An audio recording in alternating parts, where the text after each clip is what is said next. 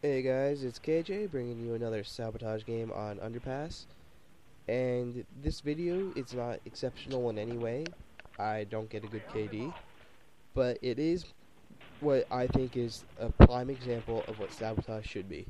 It is two teams trying to do the objective. It's not a 30-second game where we win because we rushed the objective and the enemy didn't care about it. It's not a hour-long game because me and Weezy were the only guys on our team going for the objective, and no one on the other team was going for the objective. It's both teams actually trying to win the game, and that's why they have the bomb planned right now. They actually had people trying to run up and defend. Our team was just able to take care of that. We were able to defuse. And, yeah, it's just what I think a game should look like. But before I really talk about the game, I want to kind of veer off topic for a little bit. I've been promising you guys a game where Wheezy goes negative, and little did I know I already did that.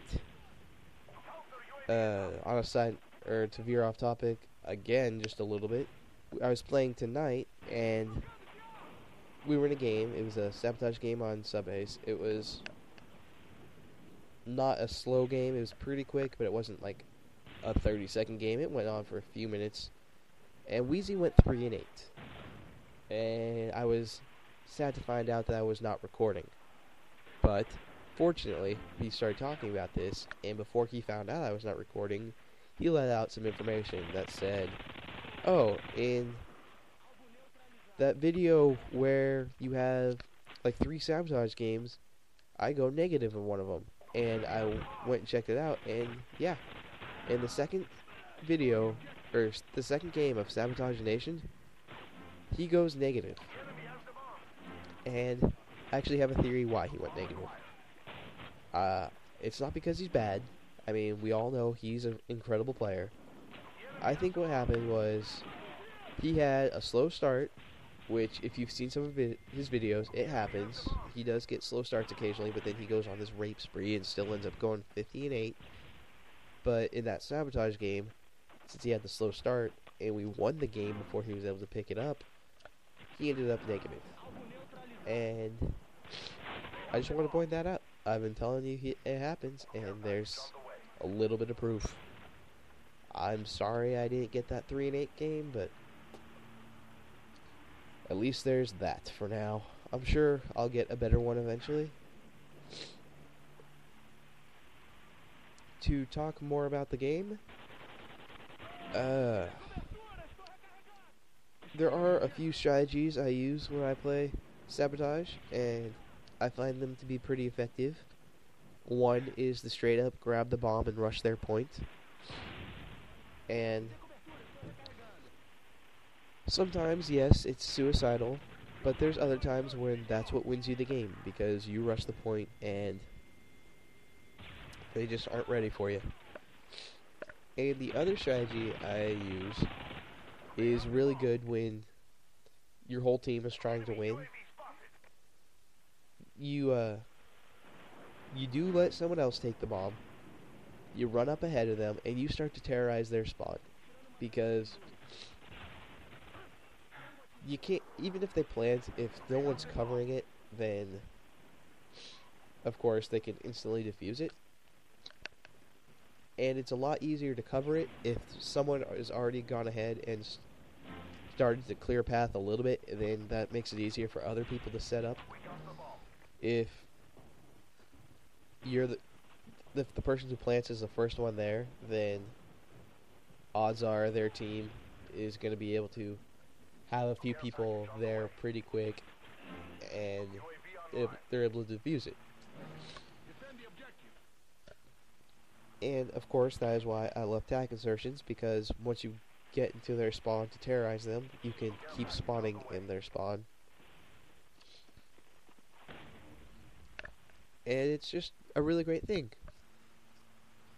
Now, something else to talk about real quick is in one of my comments, not one of my comments, in a comment in one of my videos, someone suggested a tac-insertion tutorial.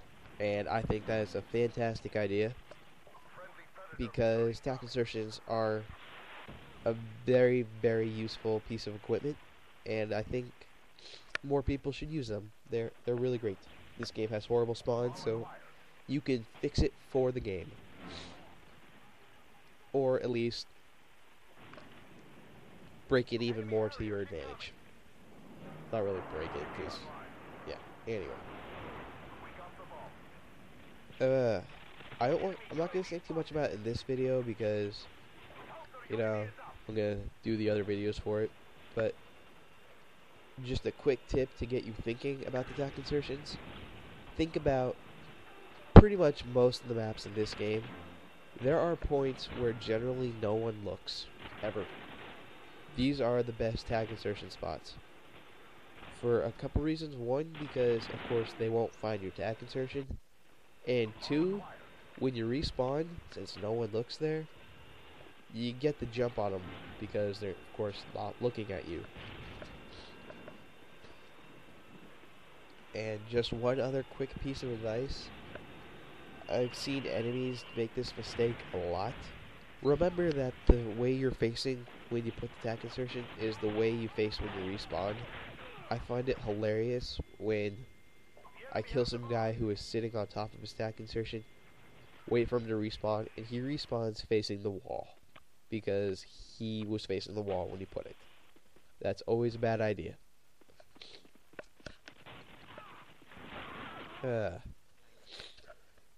One other topic I want to talk about. This is only my opinion. This guy reminded me when he killed me.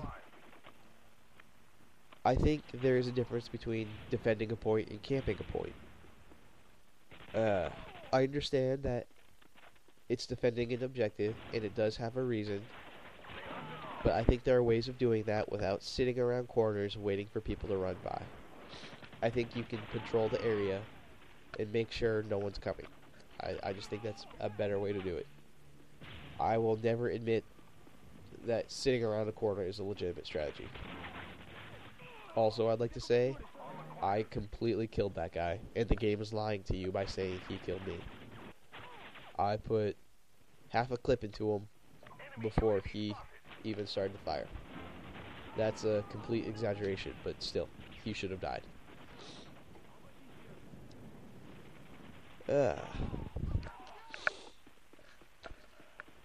Yeah, so that's just my opinion about the camping thing. Let me know what you think. Is defending the objective a legitimate reason to camp? I won't call you out if you do it because, I mean, I understand why. You are defending the objective. You are playing kind of the way you're supposed to by defending an objective, not just going for kills. But I always think camping is a douchebag thing to do. That's just how I feel.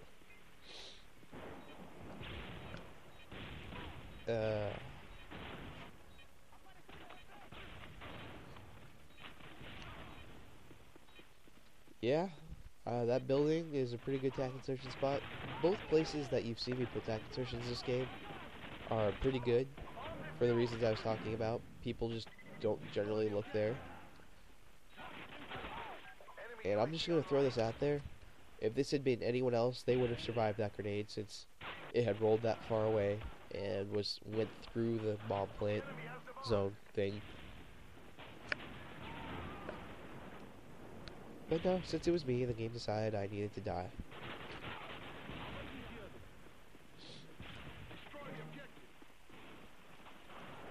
And coincidentally, after I talked about the whole camping is bad thing, I kind of do it here. I plant, and I go sit in this bush, like a little douchebag. But I'll admit it, I'm not good. This is not legit. This would be sitting in a corner.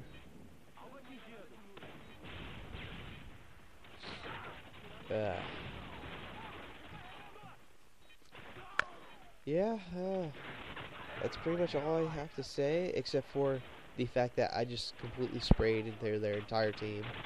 And I'm not sad that I didn't kill anyone because, you know, they shot me. That's fine. But I didn't get a single hit marker. And I think that's ridiculous. Anyway, That was a pretty rambly video. I probably sound like crap with my nose being stuffy. But you guys have a good day.